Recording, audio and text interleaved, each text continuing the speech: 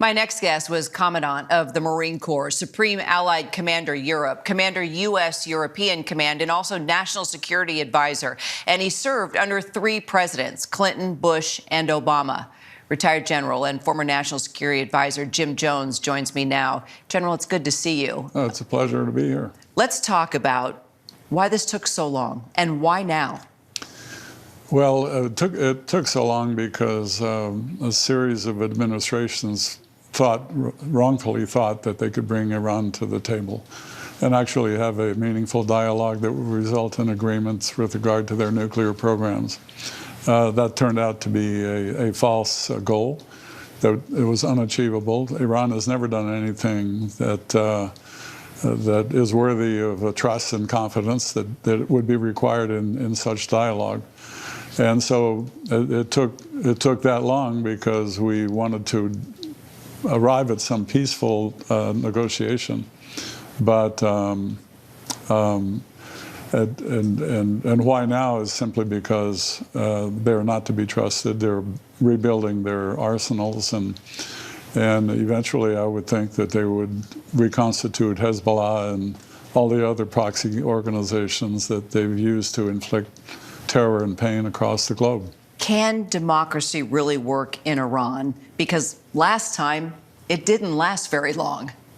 Well, I think it depends on who the leaders are and what they stand for. There will be elections, I'm sure. Some groups have said within 6 months. But I think that they're going to need some help, international help, to make sure that those institutions can be built gradually and responsibly and deliver the kind of leadership that the Iranian people are starving for. Well, as you know, Reza Pahlavi is presenting himself as the next viable leader of the government. What do you think? Well, there's another organization called the National Coalition for Resistance of Iran, which has been working for many years, endorsed recently by former Secretary of State Mike Pompeo, endorsed by the Speaker of the House Newt Gingrich, endorsed by generals like Kellogg and others, and former Secretaries of State, former Chairman of the Joint Chiefs, military leaders have all rallied behind a democratic movement led by a woman named Mariam Rajavi, not well known here in Washington, but known all over Europe, and leads a coalition of thousands, tens of thousands of Iranians that are rallying behind her democratic 10-point principles that are purely Jeffersonian. And if that kind of organization succeeds with international help, that will be good news for the people of Iran ultimately. The president is now not, how should we say, he's not knocking out the idea of American boots on the ground in Iran. Do you see that happening, and would that be a good idea? I think some sort of American influence post-combat operations is going to be essential, and that's the lesson of Afghanistan, in my view, and Iraq.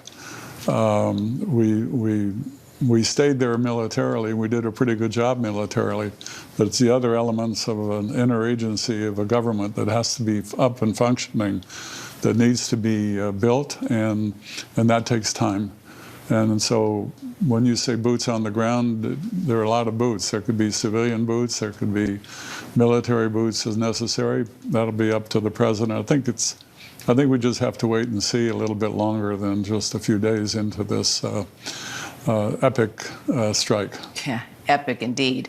You served at a very high level under 3 presidents, both Democratic and Republican. If you were in the Oval right now with President Trump, how would you be advising him right now? I would be advising him to learn from the mistakes that we made in Afghanistan and Iraq. I'm of the opinion that it's one thing to defeat an enemy. Imagine what it would have been like if we had left Europe right after the defeat of Germany or Japan and just let things happen. The world would be a dramatically different place. the Marshall Plan in Europe, the rebuild of Japan. That took commitment. Matter of fact, we're still in Europe and Japan.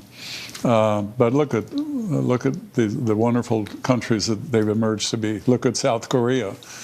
And then we forgot those lessons a little bit. That it's one thing to defeat the enemy. It's another thing to figure out what's going to be the next form of government that will bring hope and for the future aspirations of the people. And I think that's important.